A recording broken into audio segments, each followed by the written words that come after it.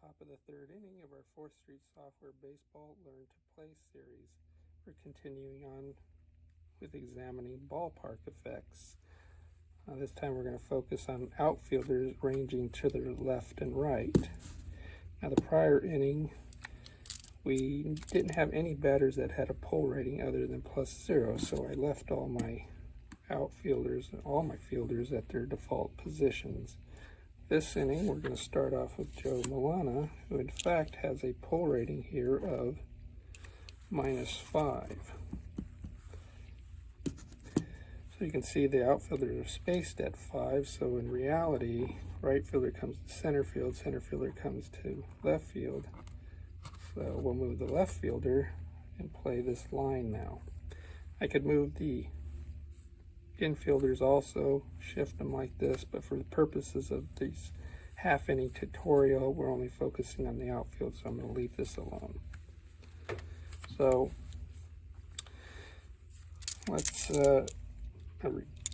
reset my secondary D100, and now we're going to have it as a 10. So let's go ahead with Milana's at bat. So again, we're in the 90 series on the matchups because I only want to focus on ballpark effects.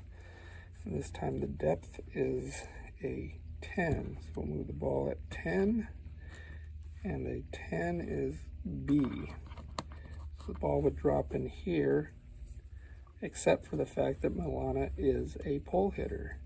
So his ball moves -5 or to the left. Well, all balls stay fair, so he actually only moves -1 on this batted ball. Now that drops the ball into this zone where instead of a single, it says it's a double if run rating is 14 or more. Milana is a 14, so it is not a double. He is too slow a runner, and he's held up with a single.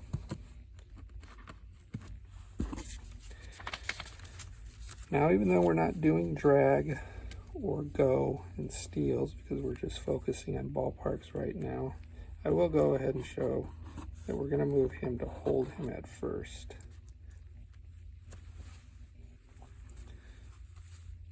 So when runner's on, it opens up some extra hit chances logically, but we'll pay attention to holding and stealing and all that later on in the different innings.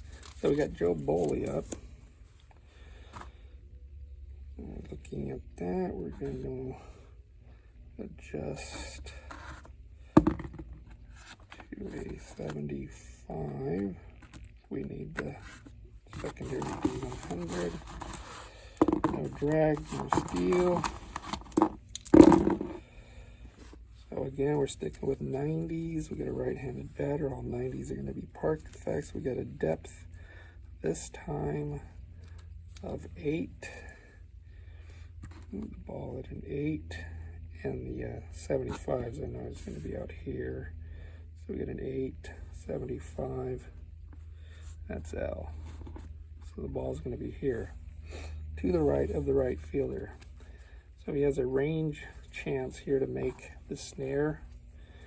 If he doesn't make the snare, it's dropping in the singles area. So this is Ruth. We remember from last inning, he's a 6 rated range. And we just rolled a 5, which is within his range, so he does snare it. And snared outfield park effects are 60s series, which are hard liners into double plays if a runner's on, which we have. So Boley just lined out into a double play. And we can return our first baseman, Gehrig, to normal position. And just like that, we have 2 down.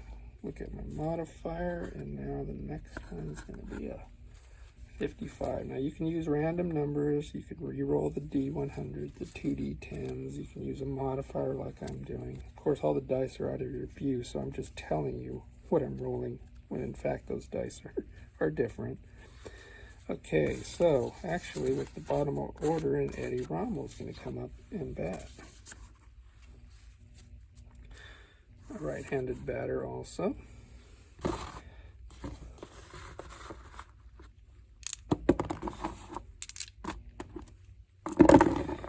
sticking with the 90s, so we got a park effect again, and our depth, we're going to stick with 8s, so that we have, oops, I didn't return the ball to pitcher. We're going to stick with 8, so we're doing this lefty-righty, or ranging left and ranging right, but 55 time we're out here in the I8. So we can see this is Combs. Combs has an opportunity to range left and right. We got to check his. He was a 7 from last inning. If you remember, he's a 7 range. So 1 to 7, he's going to snare this ball, which he did not because it's an 8. So he did not snare this ball. So that's dropped in for a single. Now you'll notice here at Yankee Stadium, there's the 6-pointed star out here in center field, meaning a possible triple instead of these singles. Here there are not, and the reason is because by rule it's 5 depths to the fence or more. 1, 2, 3, 4, 5, 6, 7, 8, 9, right? There's 9. Well, that's why I put the stars in here. That'll predetermine for you whether or not a triple is possible. And 1, 2, 3, it has to be 5, and that's why there's no star here.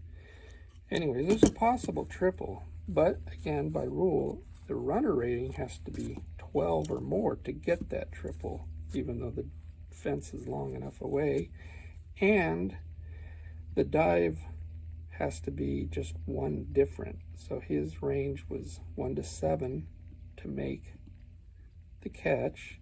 A 6 is 1 different, but he would have made the catch.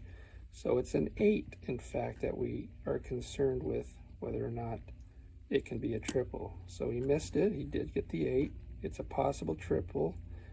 We do have the fence distance. It's still a possible triple, but we just failed on the last check, which is 12 or more run rating. If I bring Rommel here, he's an 8. So he cannot get that triple. He's got to stick with the single. So there you go. We will have Garrick hold him. And we go to Max Bishop now, who's a lefty.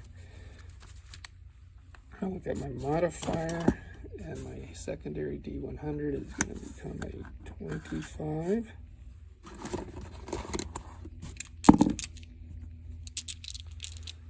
Okay.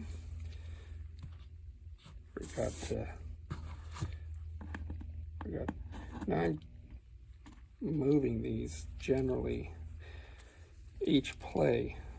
In reality, you don't have to move them every time. You could only move them if you want when you realize you need to check whether that defender is in the zone. So I could leave Garrick here and just, by default, now he's going to hold. Anyways, for depiction purposes, I'll move it here, have him hold. Because obviously last inning where I forgot to move the fielder back from this line hugging back all the way and occupy right field, Ruth was in right field. Okay, so we got Bishop up.